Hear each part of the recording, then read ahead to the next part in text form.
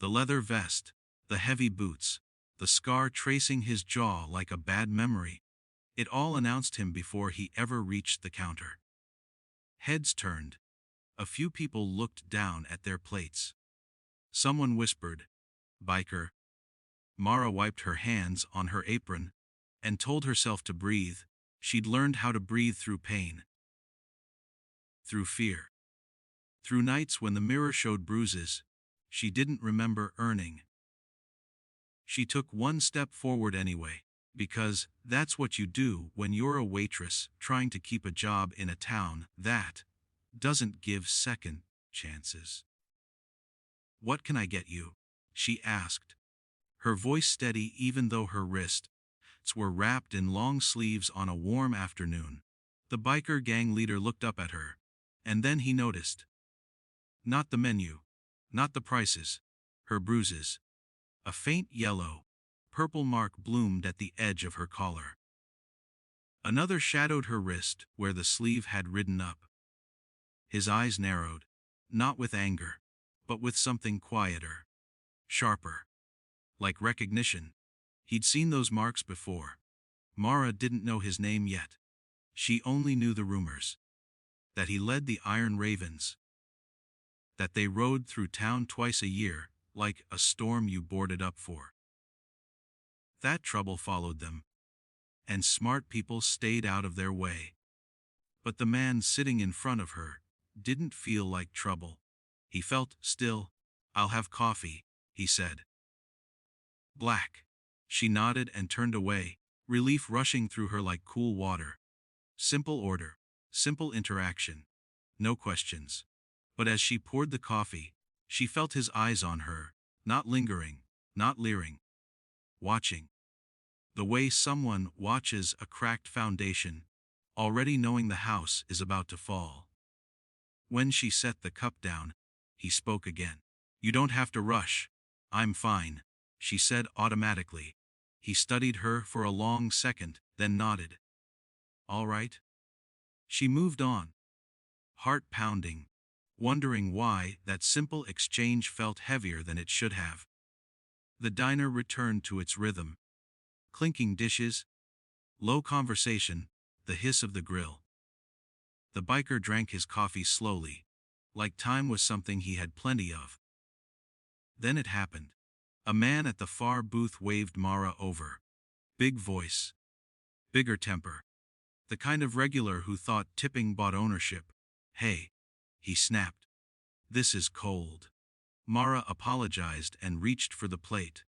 As she leaned in, the sleeve slid back again. The man's eyes flicked to her wrist. He smiled, but not kindly. "Clumsy again," he said, loud enough for others to hear. "You girls never learn." Mara stiffened. Shame burned hotter than the grill behind her. She'd heard versions of that sentence her whole life. Before she could respond, a chair scraped loudly against the floor. The biker stood up. The room went silent in a different way this time. Not awkward. Afraid. He walked over, boots heavy, presence filling the space between breaths. He didn't raise his voice. He didn't threaten. He just looked at the man in the booth. "Apologize," he said. The regular laughed nervously. "What? You heard me. This ain't your business." The man snapped, trying to sound brave. The biker leaned in slightly. Not close enough to intimidate, close enough to be heard. "When someone bleeds quietly," he said, "it becomes everyone's business." No one spoke. The regular's face flushed. He looked around, expecting backup. None came. He muttered an apology. The biker straightened and stepped back. "Good." Then he turned to Mara. "You didn't do anything wrong." Her throat tightened. She nodded, unable to speak. He returned to his seat, finished his coffee, and left a folded bill on the counter. Far more than the check. Mara thought that was the end of it. She was wrong. That night, as the sun dipped behind the hills and the neon diner sign flickered on, Mara locked up and stepped outside.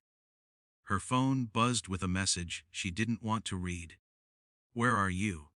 Her stomach sank. She didn't see the bikes at first. They were parked down the block, engines off, shadows stretched long. One by one, men stood beside them, leather tattoos, faces the town avoided. At their center stood the biker leader. Panic surged. Every instinct screamed danger. I don't have money," Mara said, backing toward the door. "If this is about," he raised a hand gently. "It's not." She stopped. "My name's Jack," he said. "And before you ask, no, we're not here to scare you." She let out a shaky breath. "Then why are you here?" Jack glanced at the diner, then back at her. "Because someone hurt you. And because this town has been pretending not to see it." Her chest ached. "You don't know anything about me." He nodded. "That's true. But I know bruises that get hidden. I know fear that learns how to smile."